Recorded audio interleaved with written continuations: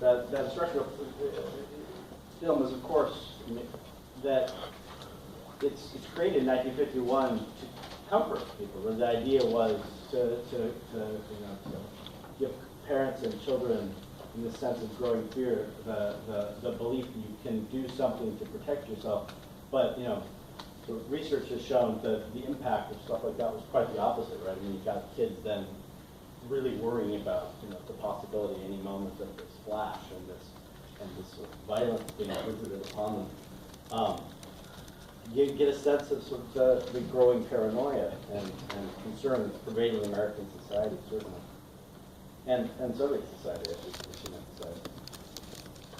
Amidst this, though, both governments pushed for more destructive weapons, better delivery systems. Key moment came in November 1952 when the United States detonated the first thermonuclear bomb, which had roughly 450 times the destructive power of the bomb dropped on Nagasaki in 1945. And the Soviets detonated their own hydrogen bomb soon after. The U.S. public and the media openly worried that not only would nuclear war become more likely as the weapon developed, but that the Soviet Union was catching up and maybe even could be surpassing the United States soon. And most of you probably know that those fears crested in 1957, October 1957, when the Soviets launched Sputnik, the first satellite to orbit the Earth, and gave lots of Americans the sense, and certainly even some U.S. officials, the sense the United States had fallen behind in missile technology and in the space race. And people forget the space race was really a Cold War military race initially. And there's a lot of talk about the dangers of the Soviet Union overtaking. Now, in response, the Eisenhower administration, the administration of Dwight Eisenhower, founded NASA. Great movie, by the way, on these events for NASA, if you get interested, called The Right Stuff. Came out in 1982, but still a blast to watch. Created NASA to compete in the space race, but also stepped up intelligence gathering over the Soviet Union, especially through the use of new high-altitude spy planes, the Lockheed U-2 in particular, which is coming into use in the late 50s. And the U-2, in theory, could fly outside of surface-to-air missile range, so collect photographic intelligence, especially about Soviet nuclear capabilities, missile technology, and missile placement and such. And the surveillance of the U-2s revealed that the United States still had a decisive lead in the arms race. But the problem was that Eisenhower and U.S. officials couldn't explain this to the American public because the U-2 program was secret. And in fact, they had publicly denied, in international forums that they were flying over Soviet airspace. Now, we don't have any planes that can do that. Are you crazy? You guys are paranoid. U.S. officials were less confident, though, that they were winning a different part of the Cold War competition, and that was the struggle, really, of the competition for the Third World. Now, the Third World is often thought about today as a phrase of impoverishment, really. It's often considered sort of an outmoded term for the developing nations of the world. Really, it emerges in the 1950s as a term for those portions of the world, most of the parts of the world that were emerging from colonial rule, some kind of imperial control, and forming their own government, decolonizing to some degree or another, and being forced in some ways to decide between allegiance to the First World, the United States and its allies, mostly in Western Europe, and the Second World, the Communist world. And so there's a sense of competition for Southeast Asia, for Africa. This map is a little misleading in a couple ways. First of all, there was never really much of a question that Latin America was actually part of the First World in terms of its political identity or its political allegiance. And you've also got other problems like the Philippines, which is still a quasi-imperial possession of the United States, but at this point, even though it's independent, to be considered part of this. But it gives you a sense of, by the 1950s, there's a sense that the Soviet Union and the United States are struggling for the Southern Hemisphere. This part part of the world that is not really decided to throw in with the First World or the Second World. And it's a question not just of votes in the UN and strategic position, but also issues like strategic materials, oil, uranium, that the great powers and their allies wanted to have access to.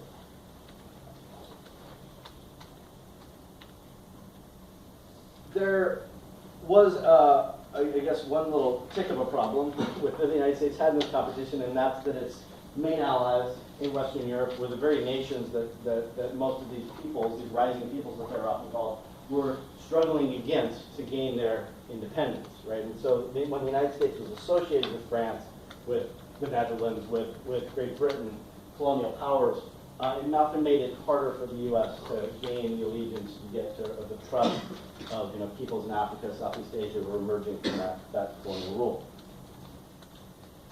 This leads the U.S. into a series of interventions, political interventions, covert interventions, military interventions. This includes the overthrow of a number of regimes, some of them left-leaning or nationalist, military interventions, most famously or infamously, intervention into Vietnam, which really starts in this period, and really the late 40s, but the 1950s, as the French are fighting their war in Vietnam. But the most shocking challenge, the most unexpected challenge that hits the United States in this period over this struggle with nationalism and radical nationalism actually comes much closer to home, and that's the Cuban Revolution. This sense that Cuba itself is joining the rising peoples. Cuba had a long, complicated, conflicted relationship with the United States. It had really been an informal colony of the U.S. for 60 years by the time this revolution taking place. In 1898, U.S. troops had intervened there partly to end Spanish rule as part of the Spanish-American War, but also to slow down or redirect a Cuban revolution that was trying to throw off Spanish rule. There was a fear that that revolution at the time could be too radical, racially, economically too radical. And so the U.S. had intervened partly to kick the Spanish out, but partly to shut down that revolution. And Washington very quickly after several years of military occupation that had a lot in common with the occupation of Iraq in 2003 and 2004, especially the early part of that. This is the period in which the U.S. Tries to order the economy of Cuba to better receive U.S. investments and sort of transfer lots of resources and lands to foreign investors, especially U.S. investors. But also, this is when the U.S. imposes what's called the Platt Amendment on Cuba, which includes forcing Cuba to accept a U.S. military base, a naval base in Guantanamo Bay. This is the source of the Guantanamo Bay naval base. Is this early occupation, and of course, the U.S. still holds that base in Guantanamo Bay in eastern Cuba. In the years after this, the U.S. occupation ended, but U.S. power remained, and U.S. interest gained more and more control in Cuba. By the 1930s, the United States was increasingly using, as it was throughout Latin America, using relationships with dictators to protect its interests. And in this case, the dictator of Cuba was this man, Fulgencio Batista, who was very friendly, very receptive to U.S. officials, U.S. investors. And it was really under his rule that you see the vast majority of the Cuban economy fall under U.S. control. Transportation, utilities, mining. A lot of this is relevant to today because one of the sticking points between the United States and Cuba today is the U.S. arguing that Cuba has to pay for all these properties the U.S. had that then got confiscated during the revolution. And this is the period when all these properties became controlled by the U.S. Now, the U.S. surge in investments in the 40s and especially the 50s also extended to the mafia. The U.S. mafia became huge players in Cuba, especially in Havana, where by the 1950s, they controlled most of the popular casinos, many of the hotels, the taverns, and almost all of the brothels that were frequented by Americans. And these interests, these U.S. interests, made Havana in particular really a playground for Americans who came there hoping to fulfill, a range of fantasies, tropical, sexual, a range of fantasies.